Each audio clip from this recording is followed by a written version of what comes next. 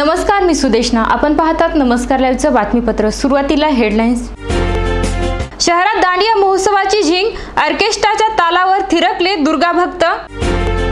58वा धम्मचक्र परिवर्तन दिनानिमित्त डॉक्टर बाबासाहेबांना बौद्ध बांधवांकडून अभिवादन. अमिता चव्हाण यांच्याकडून कारखाना आणि शिक्षण संस्थेच्या कर्मचाऱ्यांचा प्रचारासाठी उपयोग. शिवराज्य पक्षाचे उमेदवार संतोष गव्हाणे यांचाही दुजोरा. उद्या राज ठाकरे यांच्या प्रचार सभेचे आयोजन.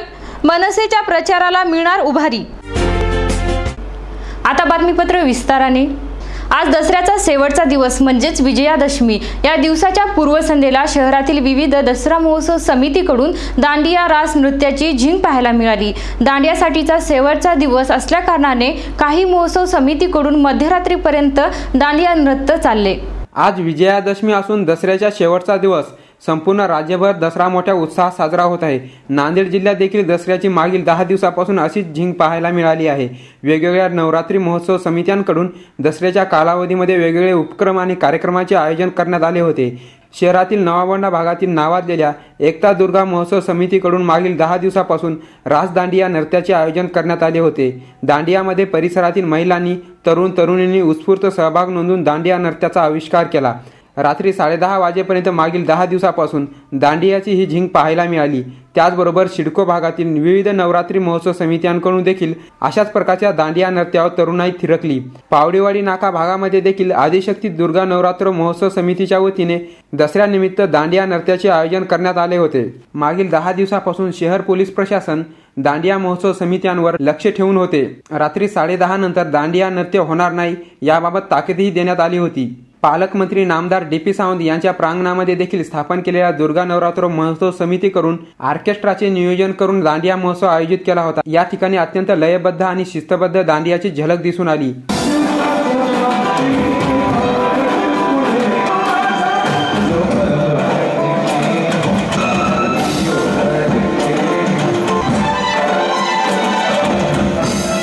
गायन आणि नृत्यामध्ये बेधुंद झालेल्या दुर्गा भक्तांचा दांडिया मध्यरात्री 1 वाजेपर्यंत चालला.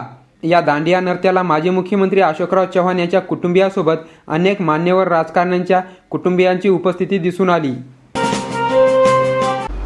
आज 58वा धम्मचक्र परिवर्तन दिन असून या दिवशी डॉक्टर बाबासाहेब आंबेडकरांनी आपल्या 7 लाख अनुयायांसोबत बौद्ध धर्माची दीक्षा घेतली होती. या दिनाचे औचित्य साधून बौद्ध बांधवांनी डॉक्टर बाबासाहेब आंबेडकर पुतळ्याला पुष्पहार अर्पण करून अभिवादन केले. 24 ऑक्टोबर 1956 रोजी विजयादशमीच्या दिवशी नागपूर मुक्कामी डॉक्टर बाबासाहेब आंबेडकरांनी आपल्या 7 लाख अनुयायांसोबत बौद्ध धर्माची दीक्षा घेतली होती.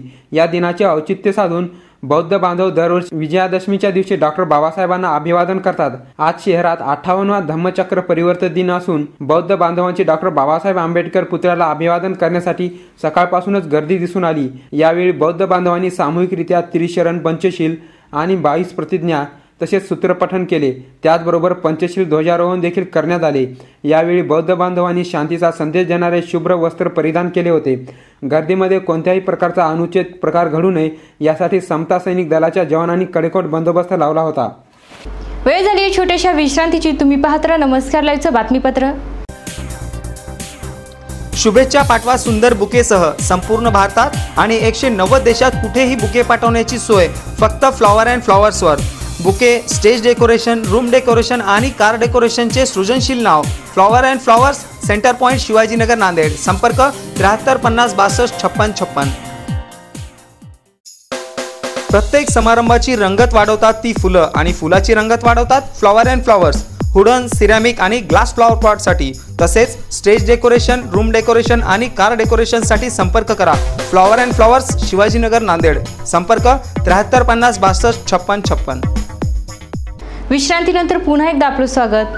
राष्ट्रवादी युवक काँग्रेसचे राज्य उपाध्यक्ष किशोर देशमुख यांनी भोकर विधानसभेच्या उमेदवार अमिता चव्हाण यांनी भाऊराव सहकारी साखर कारखाना तसेच शारदा भवन एज्युकेशन संस्थेच्या कर्मचाऱ्यांचा प्रचारासाठी वापर केल्याची तक्रार दिल्यानंतर शिवराज्य पक्षाचे उमेदवार संतोष गव्हाणे यांनी देखील या तक्रारीला दुजोरा दिला आहे. नांदेड विधानसभा सार्वत्रिक निवडणूक 2014 साठी नांदेड जिल्ह्यातील भोकर विधानसभा मतदारसंघासाठी निवडणूक निरीक्षक म्हणून सुरेंद्र कुमार यांची नुकतीच निवड करण्यात आली आहे। त्याआधी राष्ट्रवादीचे युवक काँग्रेसचे प्रदेश उपाध्यक्ष किशोर देशमुख यांनी निवडणूक आयोगाकडे काँग्रेसच्या उमेदवार सौभाग्यवती अमिता चव्हाण यांनी भाऊराव सहकारी साखर कारखाना आणि शारदा भवन एज्युकेशन सोसायटी या शिक्षण संस्थेच्या कर्मचाऱ्यांचा प्रचारासाठी उपयोग केल्याची तक्रार केली होती। आता शिवराज्य पक्षाचे उमेदवार संतोष गव्हाणे यांनी देखील नमस्कार लाईव्हला दिलेल्या विशेष मुलाखतीमध्ये या वृत्ताला दुजोरा दिला असून संतोष गव्हाणे हे देखील प्रत्यक्ष या कारखान्याचे कर्मचारी होते। अशोकरावांच्या अथवा काँग्रेसच्या निवडणूक प्रचारासाठी कर्मचाऱ्यांचा वापर केल्याचा अनुभव देखील त्यांनी सांगितला आहे। कोणी याला आरोप म्हणत असेल, पण मी म्हणतो हा आरोप नाही आहे, हे सत्य आहे। कारण भाऊराव चव्हाण कारखान्यामध्ये मी 14 वर्षे नोकरी केलेली आहे। मी सामान्य शेतकऱ्याचा मुलगा आहे।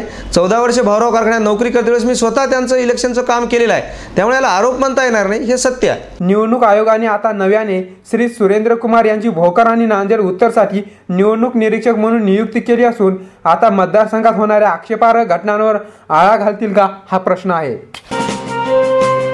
उद्या महाराष्ट्र नवनिर्माण सेनेचे अध्यक्ष राज ठाकरे यांची नांदेडमधील हिंगोली गेट परिसरात जाहीर सभा आयोजित केली आहे। मनसेसी जिल्ह्यातील कार्यकर्ते त्या अनुषंगाने पूर्व तयारीला लागले असून सभेनंतर मनसेच्या प्रचाराला वेग वाढेल अशी अपेक्षा आहे। नांदेड जिल्ह्यामध्ये प्रचाराला चांगलीच रंगत आली असून वेगवेगळ्या पक्षातील पदाधिकाऱ्यांनी आपल्या पक्षातील ग्लॅमरस आणून प्रचार वाढविण्याचे नियोजन केलेले आहे। भाजपाने 4 दिवसापूर्वी केंद्रीय मंत्री व्यंकय्या नायडू यांच्या प्रचार सभेचे आयोजन केले होते। त्यानंतर कोणता बडा नेता जिल्ह्यामध्ये येतो या सर्वांचे लक्ष लागले असताना उद्या 4 ऑक्टोबर रोजी सायंकाळी 5 वाजता हिंगोली गेट मैदानावर मनसेचे अध्यक्ष राज ठाकरे यांच्या जाहीर सभेचे आयोजन केले आहे। हिंगोली गेट भागातील मैदानावर उद्या राज ठाकरे यांची जाहीर सभा होणार असून या सभेनंतर मनसेची एक प्रकारची लाट निर्माण होऊन मनसेच्या प्रचाराला वेग येण्याचे संकेत आहेत। याबाबत बोलताना मनसेचे जिल्हाध्यक्ष प्रकाश मारावर यांनी जिल्ह्यात राज ठाकरे यांची प्रचार सभा जिल्ह्यातील मनसेच्या प्रचाराला उभारी आणेल असे म्हटले आहे। माझ्या प्रचारात आदरणीय राजसाहेब ठाकरे मोठ्या प्रमाणात राजसाहेबांची सभा होणार आहे। या विधानसभेला प्रचार करण्यासाठी फारच कमी वेळ मिळाला असल्यामुळे जिल्ह्यातील नेत्यांची बड्या ग्लॅमरस नेत्यांच्या प्रचार सभा आयोजित करण्यावर भर आहे। शेवटी पुन्हा हेडलाईन्स। शहरात दांडिया महोत्सवाची झिंग, ऑर्केस्ट्राच्या तालावर थिरकले दुर्गा भक्त। 58वा धम्मचक्र परिवर्तन दिनानिमित्त डॉक्टर बाबासाहेबांना बौद्ध बांधवांकडून अभिवादन। अमिता चव्हाण यांच्याकडून कारखाना आणि शिक्षण संस्थेच्या कर्मचाऱ्यांचा प्रचारासाठी उपयोग।